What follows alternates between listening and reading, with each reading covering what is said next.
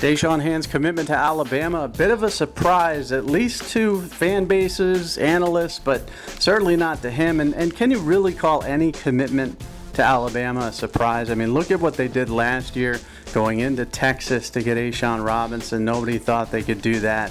Robert Foster in Pennsylvania.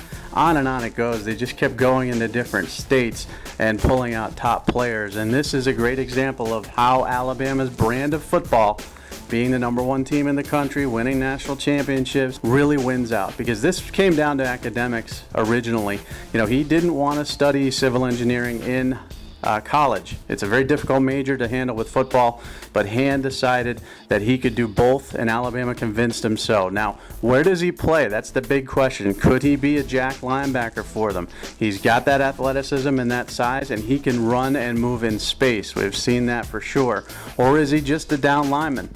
He could do that also. He's sneaky strong. This is a kid that's 6'4", 260. A lot of people say he's going to be an undersized end, but he reminds me a lot of Jason Taylor, played with the Dolphins, who was an undersized end, who really shocked a lot of offensive tackles with his power. Because when he bull rushes, he can knock you backwards, and then he's very good at disengaging at that point. But he's got tremendous inside moves where he gets skinny. He's extremely athletic and agile. Tremendous outside loop move. He can hold the edge very well, string out the run. He does a good job of shedding blocks at the right time, and he's a hustler. He will travel downfield as far as it takes to make a play. And when he arrives with a thump too. I've seen him cause a few fumbles this year. He's also a guy on special teams, blocked a few punts and field goals. So he's just somebody who I think just does everything well.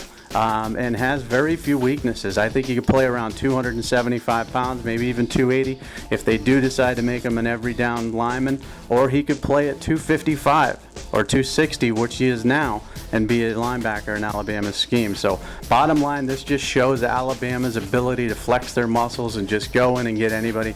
Nobody expected him to go to Bama. Everybody thought Michigan's lead was too much to overtake, but he ended up committing there.